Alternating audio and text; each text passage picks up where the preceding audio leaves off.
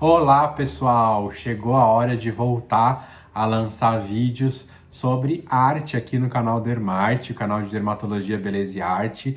Finalmente, depois de vacinados e tudo mais, eu viajei com o Paulo, a gente foi para Minas Gerais e eu gravei uma sequência de vídeos que eu vou lançar agora para vocês aqui no canal ao longo das próximas semanas, a começar por este, no qual eu visitei cidades históricas, museus e vários lugares incríveis no estado de Minas Gerais, em diversas cidades. E a gente vai começar com esse vídeo aqui, onde eu fiz um tour mostrando para vocês a cultura local e as obras de arte incríveis de um período aí da arte que eu vou comentar no vídeo, que é o Barroco e o Rococó. Então a gente vai falar de muita arte, de muita Minas Gerais, de várias cidades. Para esse vídeo especificamente, vocês vão notar que eu gravei ele ao ar livre, então tem diferenças de som entre um take e outro, entre uma gravação e outra. Então ou você aumenta o som ou usa um fonezinho de ouvido que nem eu tô usando para poder escutar bem. E por quê?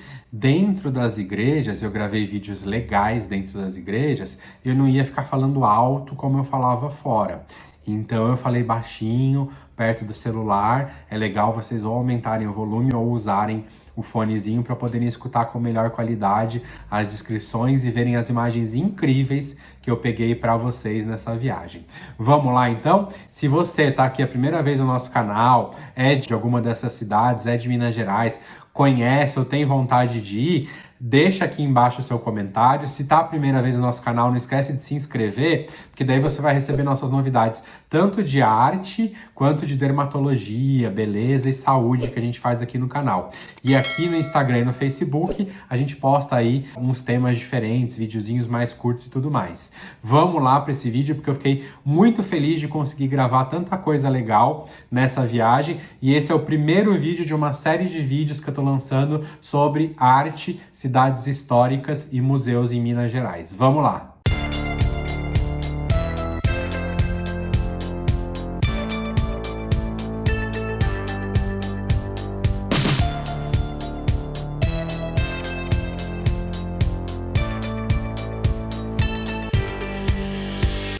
Bom, pessoal, aqui o Santuário de São Matosinho, em Congonhas, Minas Gerais, é o maior conjunto arquitetônico representante de barroco das Américas, tá?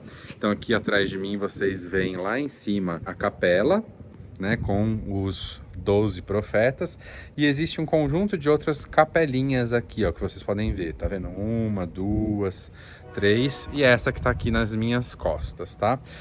3 dessas capelas fazem parte do projeto original, que é essa, a que está nas minhas costas, e aquela ali, ó, essa daqui. Essas 3 capelas, posicionamento delas formam um triângulo que eu vou explicar para vocês do que se trata.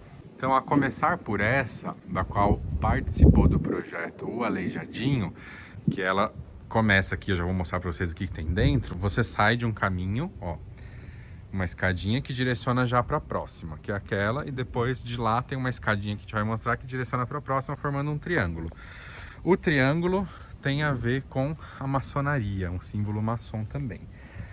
Assim como posteriormente o triângulo representou a bandeira de Minas, né? O triângulo do Libertas que será Tamen, né? Liberdade ainda que tardia, que tem a ver também com a Revolução Francesa, né? Liberdade, igualdade e fraternidade. Então tudo isso está representado aqui na obra pelo artista. E aí as outras capelas foram construídas posteriormente, tanto que o conteúdo delas, eu vou mostrar para vocês, vai ser diferente. E lá ao fim, né, no topo, depois de você fazer aqui essa romaria, é que você chega na capela. Aqui então é o começo da história ao longo das capelas e que vai ser finalizada lá em cima com as obras que eu vou mostrar do interior para vocês. Vamos começar vendo o que tem aqui dentro e que características dessa obra existe. Vamos entrar aqui.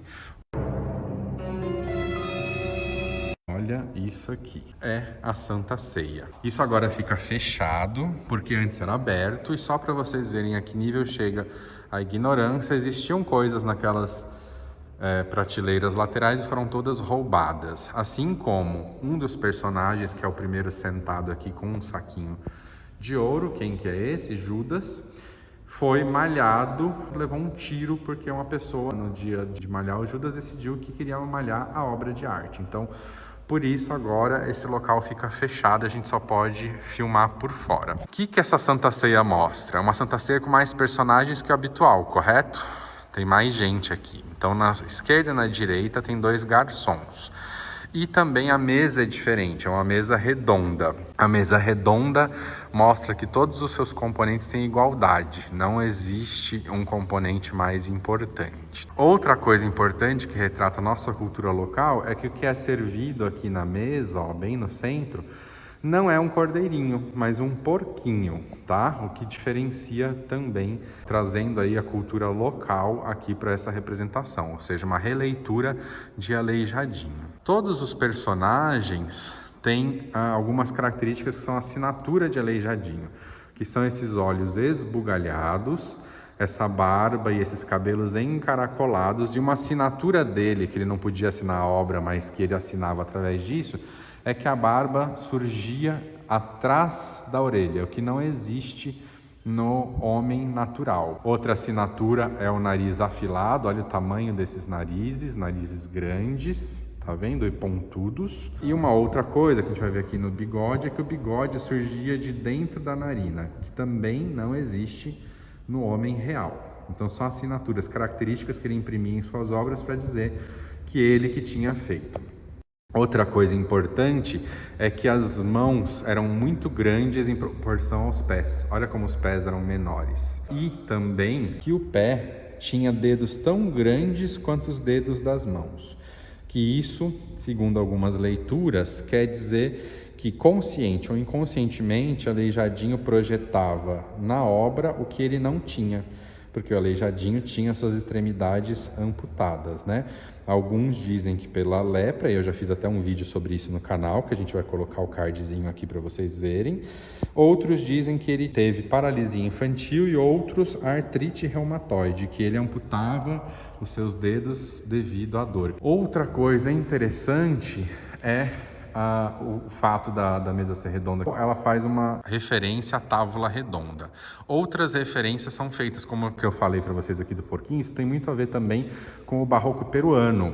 Eu já produzi vídeo no canal também para vocês, quando eu visitei Machu Picchu, falando de como que os artistas peruanos em Cusco adaptavam a obra católica à sua cultura local. E aqui, como que ele faz isso? Ele faz isso através do porquinho e através de algumas dicas aqui, ó. Olha esses dedos, a posição dos dedos de Jesus.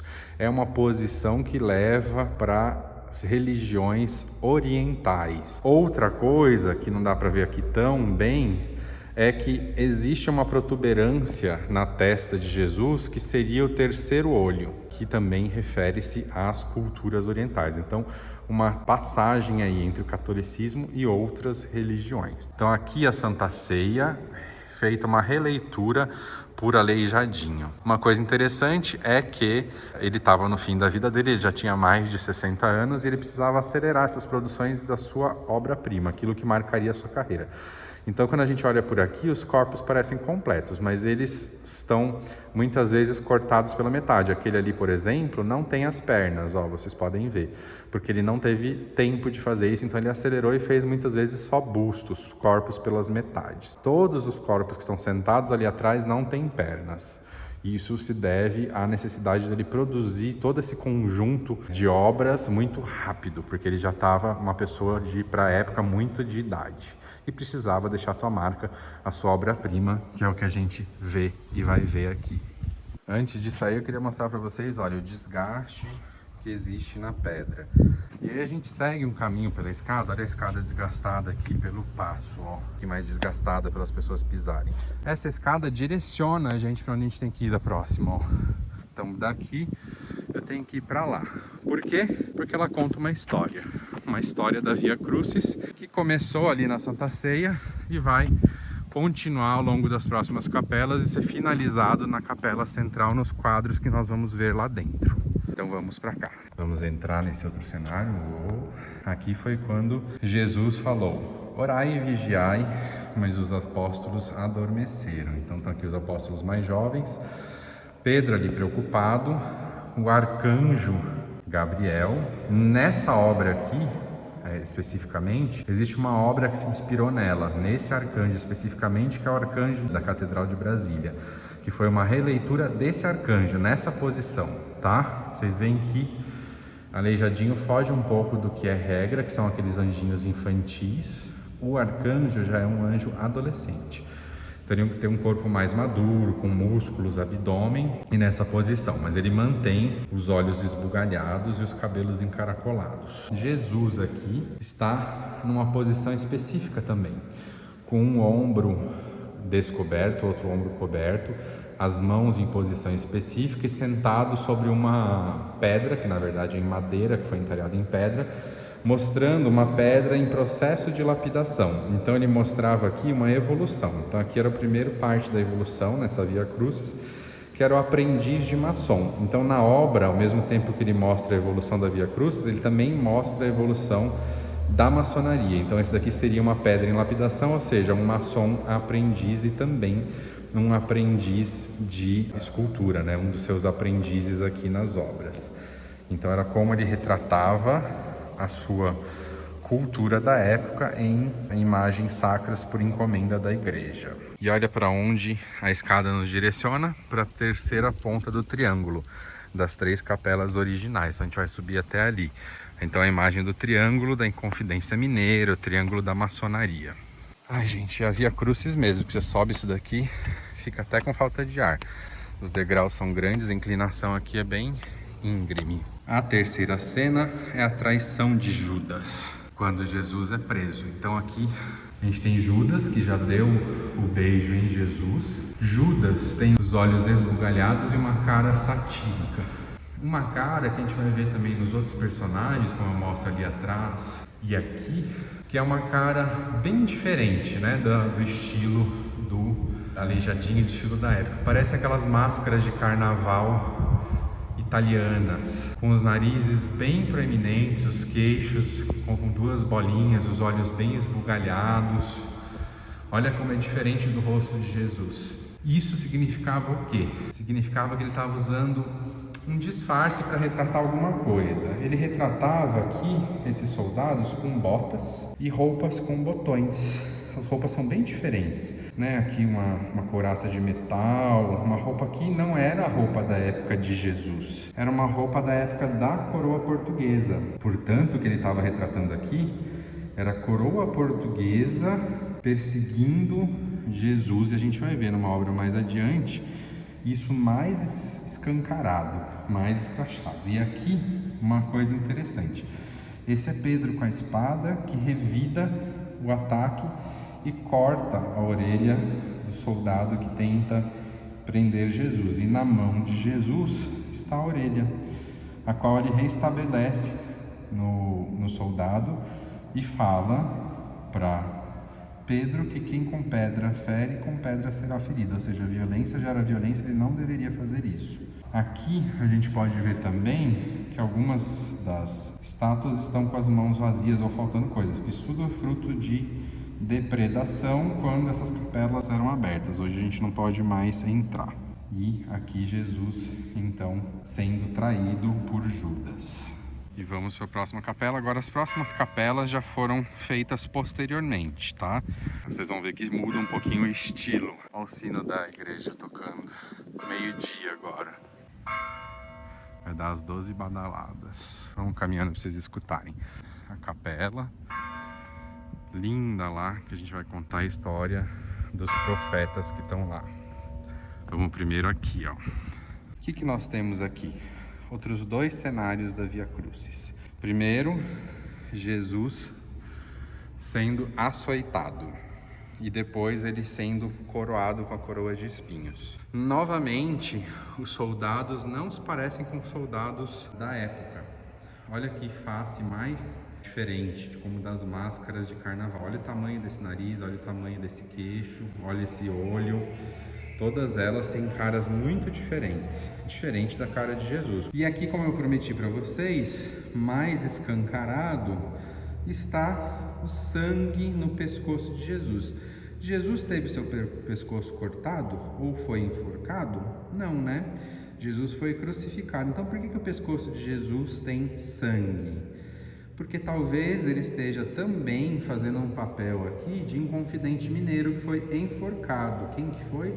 Tiradentes foi enforcado poucos anos antes de que essas obras fossem pensadas, né? Então aqui o que a gente vê, num estilo um pouquinho diferente, é um Jesus enforcado. Aqui o Jesus tem ossos muito expostos, talvez até fratura exposta aqui embaixo. E novamente os soldados com roupas típicas da coroa portuguesa. Aqui em mais uma cena da Via Crucis, a gente tem novamente um cenário, né?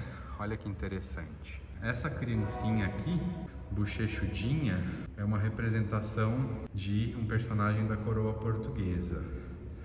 Assim como esse que tocando a trombeta, falando da crucificação, né? Olha as duas cruzes lá em cima. É um bufão essa criança aqui. E as caras novamente como máscaras de carnaval, com narizes grandes, olhos grandes, os queixos proeminentes. Olha aquela lá atrás, que coisa mais estranha. Jesus está aqui enforcado novamente, com a boca aberta e os lábios roxos. Jesus não foi enforcado, mas teve alguém em Minas que foi. É para relembrar isso, né? Aqui também tem um bebê fazendo parte dessa cena, que não existiu na história real, certo? Mas esse bebê ele tem uma cara adulta, conhecida. Se vocês forem ver pinturas e esculturas de Dom João, esse era Dom João, o rei de Portugal. Ó, olha como o rosto da mulher é diferente do rosto de um dos algozes. O rosto parecido com máscara, características muito diferentes para demonstrar que os rostos verdadeiros que ele gostaria de colocar aqui, ele não podia colocar, né? E também Jesus está vestido. Por quê? Porque lembra que as estátuas lá de baixo, as obras lá de baixo, em madeira, não tinham pernas? Essa só tem a fronte. A parte de trás é uma tábua reta, tá? Que foi preciso terminar muito rápido. E a última das capelas, a crucificação, onde a gente vê o corpo de Jesus contraído, os músculos bem contraídos. Novamente, os soldados com aquelas caras típicas, bem diferentes, por exemplo, da cara do bandido, por exemplo, do outro que foi crucificado. E aqui a disputa de dois soldados pelas vestes de Jesus, e aquele ali é um personagem que era o chefe dos centuriões, que era São Longuinho. E aqui outros personagens e ele sendo crucificado aqui. E aí agora a gente vai para onde? Mostrar para vocês os 12 profetas e a obra sendo coroada aqui. Se bem que, diga-se de passagem, as obras de madeira são a maior representação do barroco nas Américas, tá, gente? Então, não, ao visitarem Congonhas, não desprezem um olhar bem atento a essas obras de madeira, que são bem clássicas, com as características barrocas, tá? Tanto no estilo das vestes, no entalhe, nas caras, são obras-primas de Aleijadinho também, assim como as obras em pedra de sabão, que nós vamos ver agora. Olha, pessoal, na frente de onde eu estou, vou mostrar para vocês uma das grandes obras de Aleijadinho. Aqui atrás de mim, provavelmente vocês sempre viram essas imagens na TV, agora a gente tá aí no nosso canal, na Dermarte. Aqui, tudo em volta é o santuário de São Matozinho, e aqui é a capela. Aqui estão as imagens que eu vou falar uma por uma para vocês, dos 12 profetas. Não confundir com os apóstolos, eu mesmo confundi, não tem nada a ver com os apóstolos, são profetas. E a gente vai ver características do barroco em cada uma delas, e eu vou explicar, segundo o meu guia me explicou, quem que são eles e algumas características importantes artísticas. Uma outra coisa que o nosso guia nos explicou é que aqui é a visão mais importante da obra, no qual a gente vê a obra por completo e a gente vê os 12 profetas sem que haja sobreposição, que é aquele outro ponto que eu comecei a mostrar para vocês, também não havia sobreposição, e aqui também não. A gente consegue ver os 12 ao mesmo tempo, né, mostrando toda a pujança do artista. E ao mesmo tempo a gente consegue ver que eles não podem ser substituídos, trocados. Ele fez de propósito para que cada um sempre ficasse nessas posições. Se você tenta trocar, você muda os pontos cardeais e muda toda a posição, eles não vão estar em posições corretas, como os dois guardas olhando aqui para frente, lá no portal de cima, um de frente para o outro, um apontando para o norte, outro para o sul, e assim por diante. As características são para serem mantidas nessa posição especificamente. A gente vai subir aqui, então tem duas escadas e eles se dividem em dois grupos. Eu vou explicar para vocês lá de cima o que significam esses dois grupos de profetas. E aqui atrás vocês conseguem ver o restante do santuário, que depois a gente vai visitar lá embaixo. Tem várias dessas capelinhas aqui também. Então aqui a gente está no meio dos 12 profetas e desse ponto o nosso guia nos explicou que a gente consegue ver os 12 sem sobreposição, ó. Então eu consigo ver 6 desse lado. Pegando aqui embaixo, 1, 2, 3, 4, 5, 6. E os outros 6 aqui do outro lado, ó. O sol aqui tá forte. Começa ali embaixo, 1, 2, 3, 4, 5, 6. E eles são divididos numa dualidade típica do barroco, né? Sempre uma antítese, uma oposição. Então, de um lado estão os pessimistas, do outro lado são os otimistas. Nosso guia nos explicou que eles são divididos, então, por exemplo, aqui eu vou mostrar para vocês, ó. Aqui tá Oséias, capítulo 1, tá escrito. E aí a referência dessa obra é baseado num desses trechos da Bíblia. Aqui, por exemplo, do outro lado, o Daniel, capítulo 6.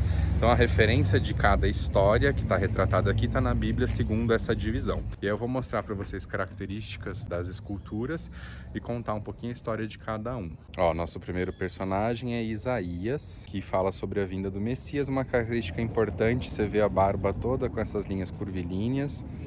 Os olhos são um pouquinho mais esbugalhados, o nariz afilado, tudo feito em pedra-sabão. Ele é um dos guardiões da porta de entrada, então tem um guardião aqui à esquerda e outro à direita que a gente vai falar ali agora. Por quê?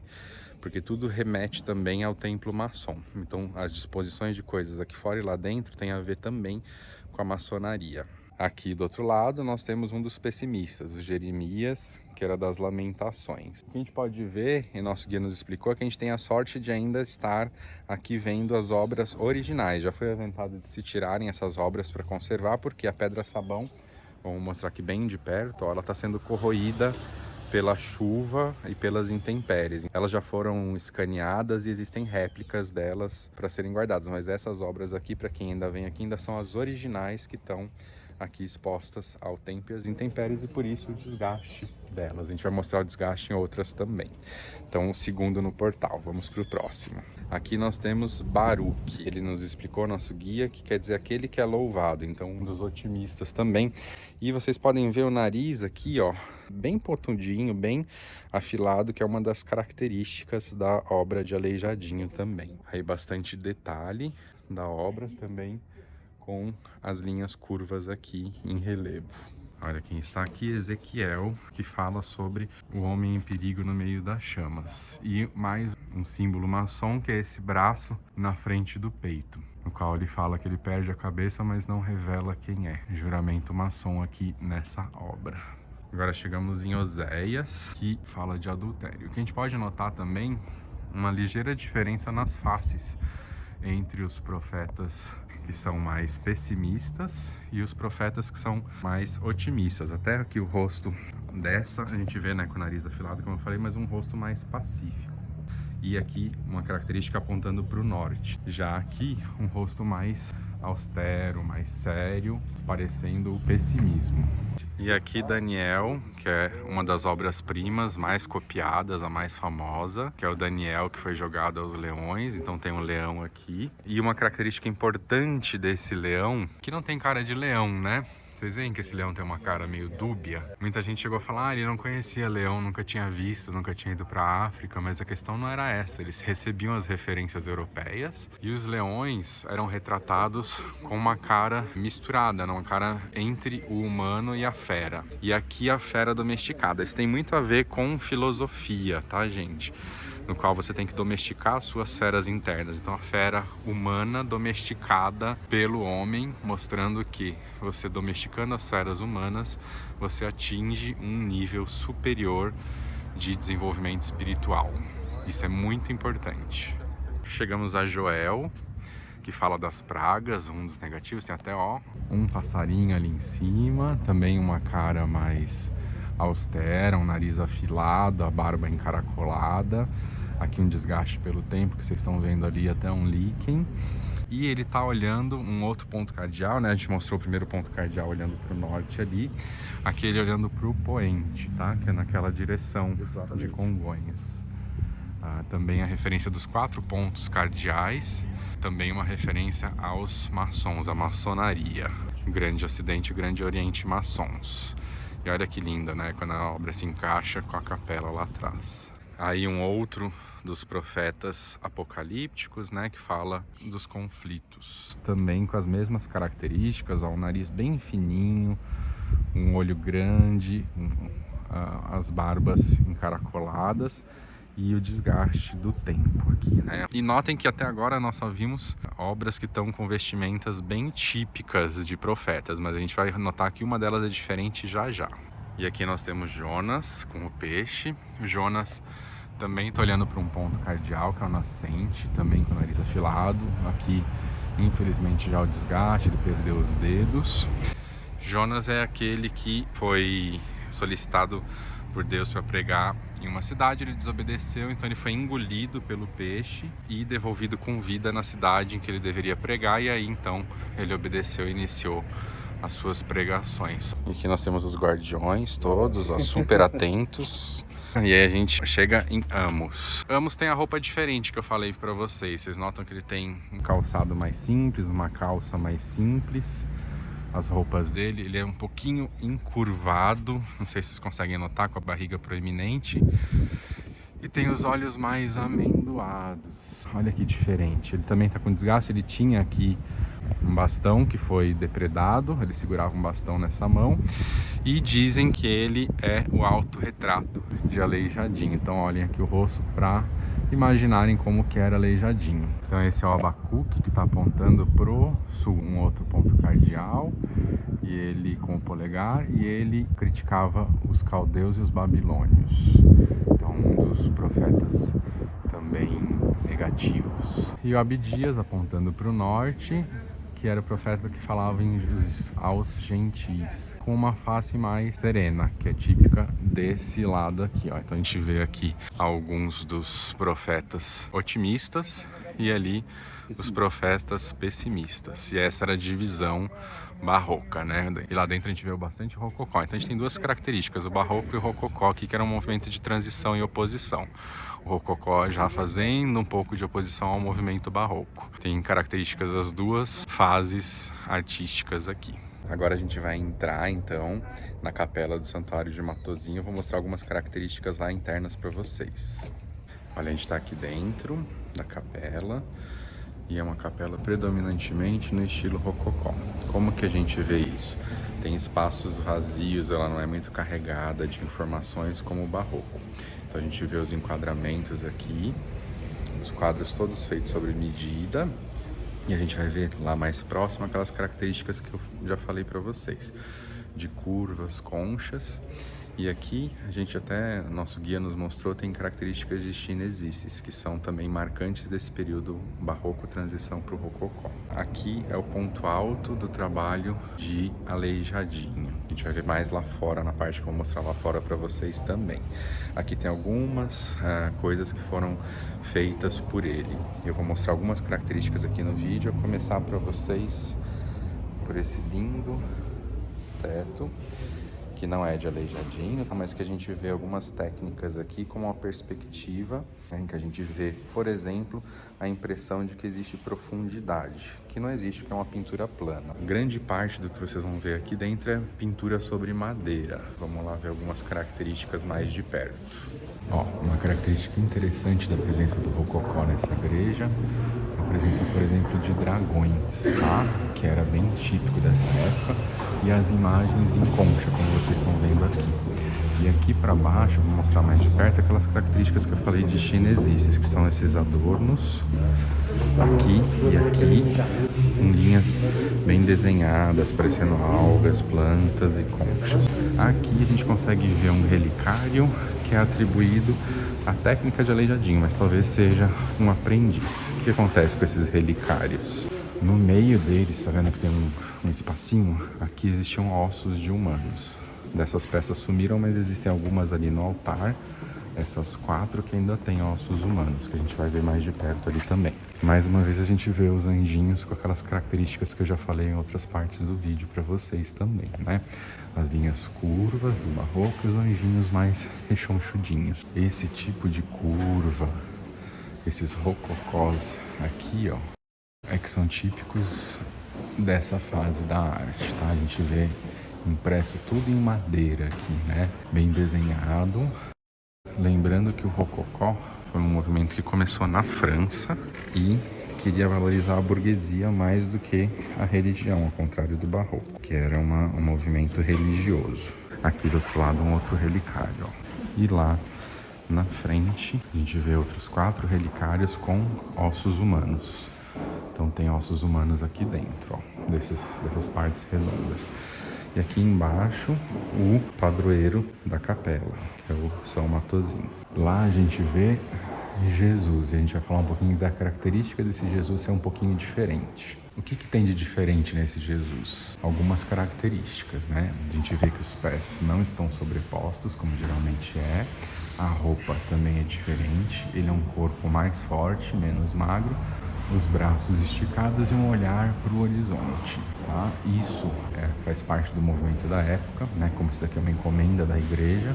Aliás, essa peça não é da época, mas é um movimento de teocentrismo, né? Deus no centro das coisas e não de heliocentrismo. E ali abaixo, outros santos, tanto à esquerda quanto à direita. Uma outra coisa muito interessante que o nosso guia nos ensinou é que a capela foi construída poucos anos depois da Inconfidência Mineira. Então, como houve grande perseguição, houve também um grande silêncio. E os artistas tentavam se comunicar através de linguagem subliminar. E aqui a gente vê, então, a influência dos maçons, o símbolo das suas ferramentas aqui, lá em cima também, ó, do outro lado e também aqui. Então, eram todos símbolos que tinham um duplo sentido, tentando comunicar muitas vezes um protesto velado do artista. Outra característica são as curvas nessas coluninhas, né? Nessas colunatas em madeira, todas bem trabalhadas também, né? São características da época. E aí uma última visão geral para vocês do interior da capela de São Matosinho. O teto, uma pintura maravilhosa, com técnica e perspectiva, e com as características físicas típicas da que era impressa aos personagens na época, com os rostinhos assim, às vezes também tendo características de olhos amendoados e puxados, misturando um pouquinho de chinesice com as misturas étnicas que ocorriam no Brasil, né? Os próprios artistas aqui muitas vezes eram miscigenados e por isso eles valorizavam isso nos rostos que eram impressos nas suas obras.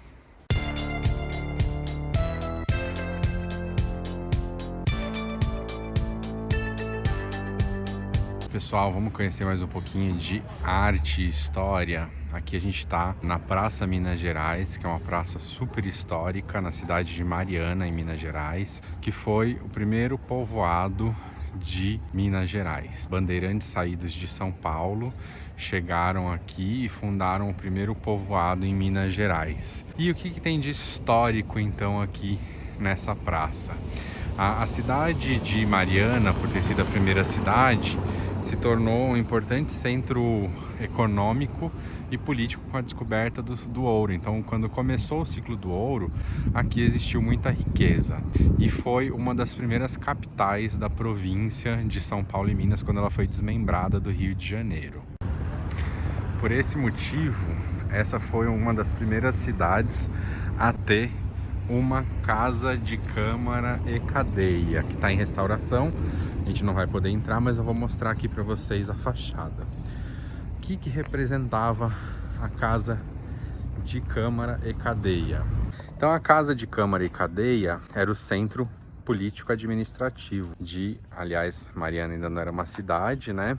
Mas isso elevou ela a uma cidade. Quando você coloca uma casa de câmara e cadeia, você levava um povoado a uma cidade. E aqui, então, era onde ficava o intendente, que era o administrador da coroa, que responsável pelos impostos, 2 juízes e 3 vereadores. Por isso, a gente observa que existem 3 janelas de um lado e 3 janelas de outro ao lado da porta. Lembrando que o andar de cima era a casa de câmara, o andar de baixo era a cadeia. Então a gente não está contando as janelas de cadeia. E com isso, a gente tinha 3 pessoas do poder político local, vereadores, que tem a ver com o poder econômico local, que eu vou explicar baseado nas igrejas e na rua direita, que a gente vai ver a seguir, e 3 pessoas que representavam o poder da coroa, 2 juízes e um intendente. Isso era para trazer um equilíbrio entre as forças locais e o poder da coroa. Aqui na frente, a gente vai ver que existem 2 igrejas. E por que 2 igrejas? Uma de frente para a outra, em frente à casa de câmara e cadeia. Porque essa igreja, a Igreja do Carmo, tinha a frequência dela, eram da burguesia, das pessoas que trabalhavam com o comércio na rua direita, que a gente vai ver lá embaixo, as pessoas que representavam o poder econômico local. E essa igreja, essa de São Francisco de Assis, que está em reforma, a gente não vai poder entrar, é a igreja que representava e era frequentada pela nobreza, os representantes da coroa, funcionários públicos e tudo mais. E uma ficava de frente para a outra e de frente para o poder político. E o poder local era dividido assim. E eles não frequentavam o mesmo lugar porque eram poderes que se disputavam. Então uma ficava de frente para a outra e eles não frequentavam nem a mesma igreja. O que acontece que tem aqui embaixo de importante também, onde estão aquelas 2 pessoas? Esse é um dos poucos pelourinhos originais que ainda existem no Brasil. Tem esses cortezinhos por conta das motos e dos carros que passam aqui muito próximos ao centro histórico, que é um grande erro de conservação, como a gente sabe, mas no Brasil acontecem essas coisas. Em outros países essa rua aqui já estaria fechada. Enfim, desabafo, momento de desabafo. E aí aqui é um dos poucos pelourinhos originais. Porque aconteceu? Com o advento dos abolicionistas e da abolição da escravidão no Brasil, os pelourinhos foram eliminados. Eliminados porque era a simbologia do sistema escravocrata. Embora também a memória tenha sido apagada. Aqui, o que acontece? Ele tinha sido demolido e essas pedras todas tinham ficado enterradas atrás da Câmara. E aí, por motivos históricos, foi restabelecido e recolocado num local para representar o que acontecia na época. O pelourinho representava a justiça e a força da cidade. Então tem alguns símbolos aqui. O símbolo da coroa, acima, que vocês conseguem ver aqui, ó. O símbolo do mundo redondo, né, contra os terraplanistas. Naquela época eles já sabiam que a Terra era redonda, porque os portugueses navegaram e descobriram isso. E o poder da justiça, porque se alguma pessoa, escrava ou não, cometesse um crime considerado da época, ela era julgada pelos juízes daqui e, de acordo com a pena, ela recebia açoites públicos e ficava acorrentada ali no pelourinho, em praça pública, para que toda a cidade visse ela pagar pelos seus crimes. Portanto, aqui o símbolo da justiça e da força local. A espada também representando a força e a justiça. E aí esse pelourinho foi restabelecido para relembrar e memorizar a história, ao invés de destruí-la. Dependendo da gravidade, a pessoa não era só açoitada, ela era enforcada. E a gente talvez vai conseguir ver, assim, quando a gente conseguir acessar a praça de enforcamento, que era lá para trás. A igreja do Carmo aqui na Praça Minas Gerais está aberta, eu vou mostrar para vocês. Ela é uma igreja estilo barroco, no qual vocês podem ver já aqui pela entrada, o estilo barroco com aquele que eu já expliquei em outros vídeos no canal para vocês, em que existem ali então as imagens em conchas e o estilo curvado, rococó, com os anjinhos e tudo mais. E a gente vai ver lá dentro uma coisa que chama muita atenção, que é como essa igreja não parece tanto assim com o estilo exterior. Logo na entrada, a gente pode ver que a porta corta-ventos é bem simples, né? Ela não tem nenhuma pintura, nenhum adorno. E ao chegar na nave, o que a gente nota? Um teto sem pintura, poucos adornos nas paredes, o que não é muito típico do barroco, nem do rococó. Essa é a época de construção dela, a época em que se transitava entre o barroco e o rococó. E a gente só vê os traços de barroco e rococó no altar. Olha só, vou dar uma ampliada aqui para vocês verem. Então aqui tem traços de barroco e rococó, com bastante dourado, aquelas linhas em curva, conchas, bastante adornado, inclusive ali em cima o símbolo da coroa, abaixo da coroa mais um símbolo, né, uma concha, e tudo isso daqui bem combinando com o estilo barroco rococó. A gente pode ver aqui que mesmo a pedra tá danificada, vocês conseguem ver? A pedra aqui, ó, rachou. O que faz uma pedra desse tipo rachar? Eu vou mostrar pra vocês agora. Tem a história aqui, ó. O que aconteceu com essa igreja? Um incêndio, ó. Aqui tem fotos do incêndio que consumiu boa parte do interior da igreja. E aqui conta a história. Ela foi um templo construído no final do século XVIII pela Ordem Carmelita, por isso Igreja do Carmo. E na década de 80, já em 1986, ela começou a ser interditada por estar já em mau estado de conservação. Em 1994 ela começou a ser reformada e faltando 45 dias para a conclusão, houve um incêndio que acabou com toda a igreja. Aqui mostra como que tá o teto todo, que vocês viram em branco, pegou fogo e caiu aqui no chão. Olha como que ele ficou depois e como que ficou aquela pedra que eu acabei de mostrar para vocês na porta lateral, que a gente acabou de entrar aqui. E aí, isso aqui foi o que sobrou do interior da igreja. Tem até peças aqui carbonizadas, como vocês podem ver. Isso ficou aqui guardado. Só o altar que não pegou fogo, mas toda a parte do teto aqui, como vocês podem ver, essa parte não pegou fogo, mas toda essa parte pegou fogo e ela era pintada. Existia uma pintura no teto que era essa daqui, ó. Essa era a pintura que existia. E o teto hoje se encontra em branco porque ele foi reconstruído, ó, ali que era a pintura. Mas existe um plano de restauração com uma nova pintura, uma releitura. Então foi isso que aconteceu com essa igreja. Inclusive a porta corta-ventos da entrada, ela tinha pinturas com motivos chineses, por influência da colônia de Macau de Portugal, com chinesices que são típicas do barroco. E ela estava sendo restaurada também. Tem só uma porta simples hoje lá no local. Isso foi o que aconteceu nessa igreja. E isso faz parte da história, né? O que dizem é que esse incêndio foi pelo seguinte: existia muito cupim, e aí na fase final eles estavam usando querosene para matar o cupim na madeira e fazer os últimos restauros. E ao invés de deixar o local aberto e arejado, ficou fechado. A querosene evaporou e ao invés de usar uma lâmpada fria, usaram lâmpada quente ou uma lamparina. Se eu não me engano, aquela lamparina fez a reação com o vapor de querosene e iniciou o incêndio. Isso é o que dizem extraoficialmente, porque nunca foi concluída a investigação dos motivos do incêndio. O que se sabe, ó, é que era material inflamável, da desculpinização e talvez um curto-circuito, incêndio, que eles falam foi isso que aconteceu. Aqui a gente vê o portal original da parte que não pegou fogo, em oposição àquele que está rachado pelo calor do fogo ali, como vocês podem ver. E aqui a gente vai entrar na rua direita. Segundo o nosso guia, direita vem do significado de que a rua direita levava direto a igreja principal da cidade. Então tem várias cidades que tem a rua direita. E lá tá a Catedral da Sede Mariana, que a gente vai emendar o videozinho aqui na sequência. Vamos prestar atenção um pouquinho na arquitetura aqui. As casas são solares ou sobrados? Vocês sabem a diferença? Eu vou explicar ao longo dos vídeos. Aqui na rua direita, as casas, a maioria delas são sobrados. O que essa palavra quer dizer? Qual que é a origem da palavra?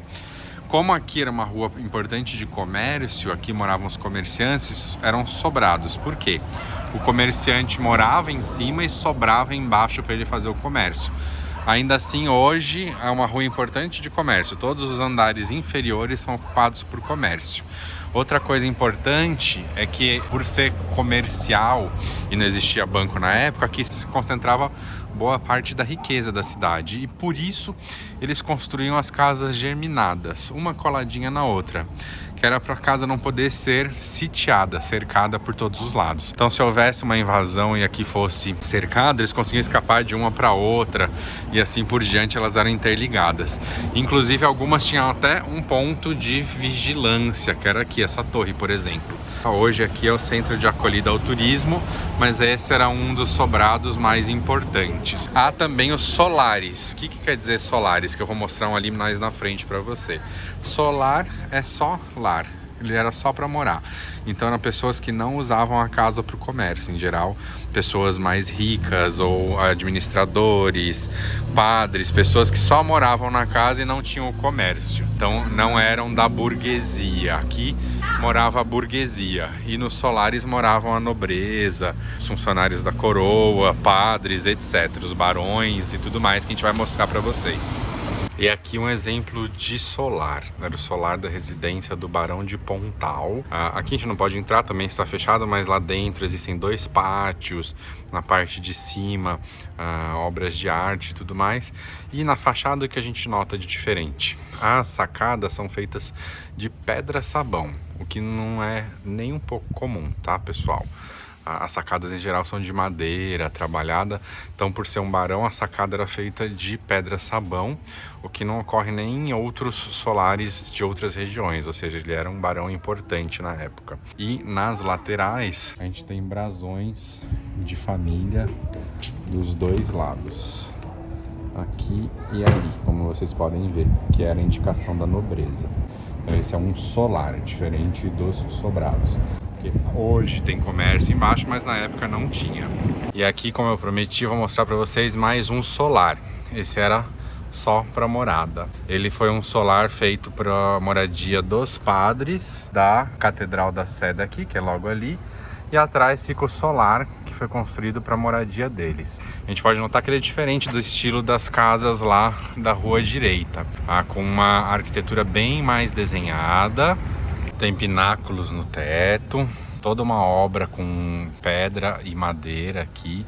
Tem 2 estilos de pedra diferentes, sendo que a superior mais clara é pedra-sabão. E na pedra-sabão tem aqui uma obra de aleijadinho, embaixo relevo, feita aí no estilo da sua fase mais áurea, com o barroco, com o estilo rococó. Bom, pessoal, como eu expliquei lá na outra praça, cada praça em Mariana tem uma função. E essa é a praça da Catedral da Sé. Por que tem uma Catedral da Sé numa cidade tão pequena? Porque a pedido da coroa, aqui foi estabelecido um bispado nos anos do século XVIII, porque aqui era uma cidade muito importante economicamente para a coleta de ouro da região.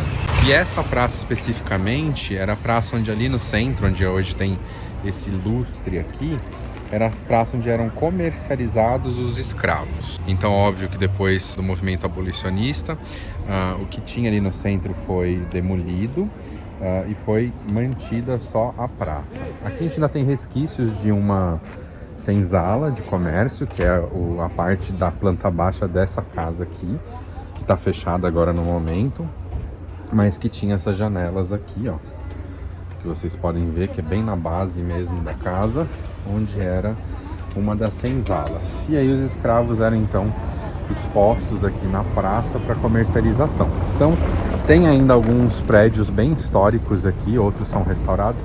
Não sei se vocês notam que essa construção aqui ela parece meio torta em relação às outras, ó. Não parece que ela tá torta, ela tem ainda materiais originais do século XVIII. Então é uma casa um pouco mais torta. Tem outras também com a estrutura muito parecida, como aquela ali que vocês veem que tem um abaulamento na parede. Ó, deixa eu ampliar aqui. Aqui dá pra ver bem a irregularidade da parede, como aquela parede é torta. Porque é uma casa daquela época, os materiais com o tempo se acomodavam e cediam. E com o tempo também a casa vai entortando. Existem outros também como esse daqui, que são mais antigos. Já outras construções aqui da rua direita, que a gente passou e explicou, elas já foram restauradas com materiais novos, e daí elas não estão tão tortas, mas algumas aqui ainda são, e aí vocês conseguem diferenciar. Mais pra frente eu vou explicar para vocês novamente a diferença entre um sobrado e um solar.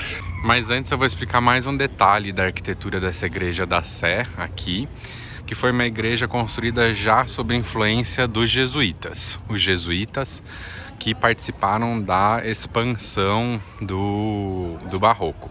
Mas aqui já tem uma influência diferente, eu não sei se vocês conseguem notar, que essa parede aqui, ela é arredondada, ela não é uma parede reta. Aqui não é pelo material como nessa casa, aqui foi de propósito, isso aconteceu, porque o que eles queriam fazer, e o que a gente veria dentro dela se nós pudéssemos entrar, ela está fechada por conta da pandemia, é que ela parece uma nau, uma embarcação.